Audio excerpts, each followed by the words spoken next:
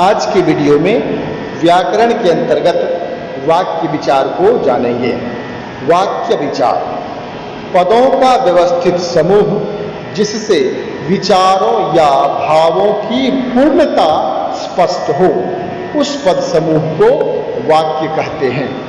वाक्य वह सार्थक पद समूह है जिसे लेखक लिखकर और वक्ता बोलकर अपने भावों या विचारों को पाठक या श्रोता तक पहुंचाते हैं। अतः हम कह सकते हैं कि शब्दों के सार्थक मेल से बनने वाली इकाई वाक्य कहलाती है। जैसे सुलेखा पुस्तक पढ़ती है, अमन गीत गाता है, मैं पढ़ाता हूँ। वाक्य के अंग। किसी भी वाक्य के दो अंग होते हैं, उद्देश्य और विधेय। उद्देश्य वाक्य में जिसके बारे में कुछ कहा जाए उसे उद्देश्य कहते हैं। जैसे मनीषा पत्र लिखती है, गणेश मंदिर जाता है। इन वाक्यों में मनीषा और गणेश के बारे में कहा गया है। अतः इन वाक्यों में मनीषा और गणेश उद्देश्य है। मुख्य रूप से वाक्य में कर्ता ही उद्देश्य होता है। विधेय वाक्य में उद्देश्य के बारे में जो कुछ कहा जाए उसे विधेय कहते हैं। जैसे महेश पुस्तक पढ़ता है। इस वाक्य में महेश उद्देश्य है और महेश के बारे में कहा गया है कि वह पुस्तक पढ़ता है। अतः पुस्तक पढ़ता है इस वाक्य का विधेय है। साधारण रूप में क्रिया ही वाक्य का विधेय होता है। वाक्य के भेद। व्याकरण के अनुसार वाक्य को दो आधार पर बांटा गया है, रचना के आधार पर और अर्थ के आधार पर। रचना के आधार पर। रचना की दृष्टि से वाक्य के तीन भेद होते हैं, साधारण या सरल वाक्य, मिश्र वाक्य और संयुक्त वाक्य। साधारण या सरल वाक्य जिस वाक्य में एक उद्देश्य और एक विधेय तथा एक ही मुख्य क्रिया होती है उसे सरल या साधारण वाक्य कहते हैं। जैसे पानी बरसता है, बिजली चमकती है, किसान खेत जोत रहा है, मैं जल पीता हूँ।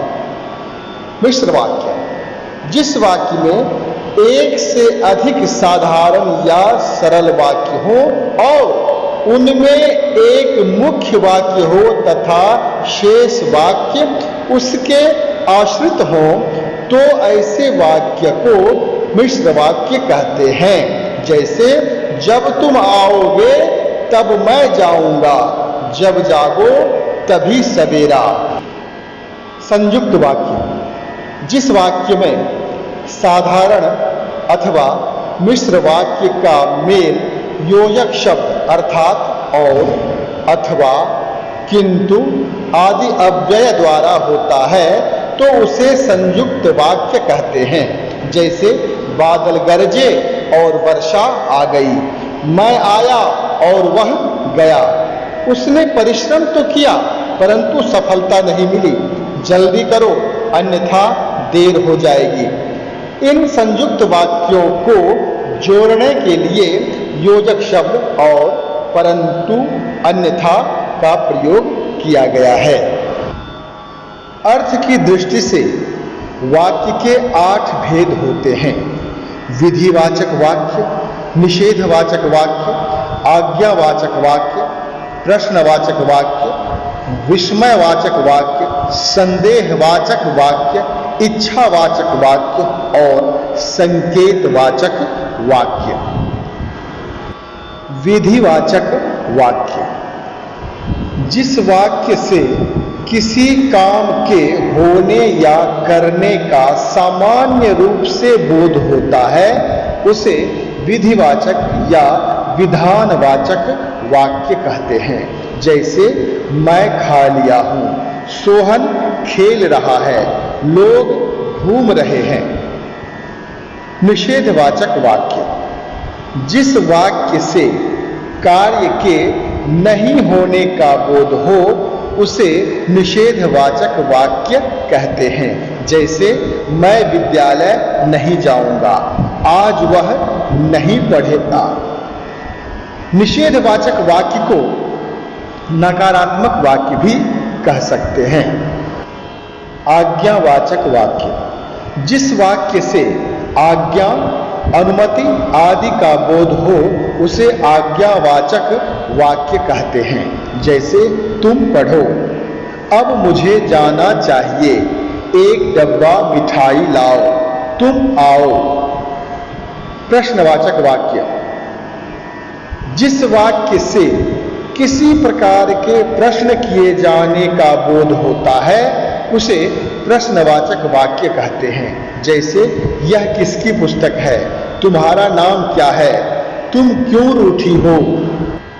विस्मयवाचक वाक्य, जिस वाक्य से आश्चर्य, दुख या सुख आदि का बोध हो उसे विस्मयवाचक वाक्य कहते हैं। जैसे वाह, बहुत सुंदर दृश्य है, ओफ, बहुत बुरा हुआ, उफ, मेरी चाय गिर गई। संदेहवाचक वाक्य, जिस वाक्य से किसी बात का संदेह प्रकट हो उसे संदेहवाचक वाक्य कहते हैं।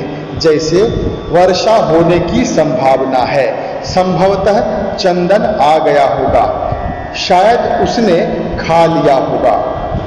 इच्छावाचक वाक्य, जिस वाक्य से इच्छा, आशीर्वाद, शुभकामना आदि का बोध हो उसे इच्छावाचक वाक्य कहते हैं। जैसे विजय भव, ईश्वर तुम्हें प्रसन्न रखें, सबों को नववर्ष की हार्दिक शुभकामनाएं, जन्मदिन की बधाई हो।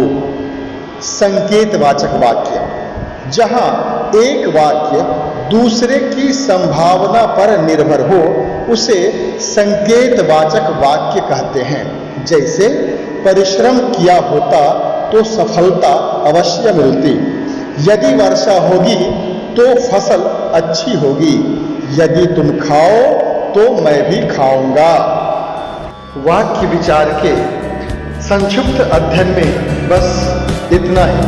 धन्यवाद।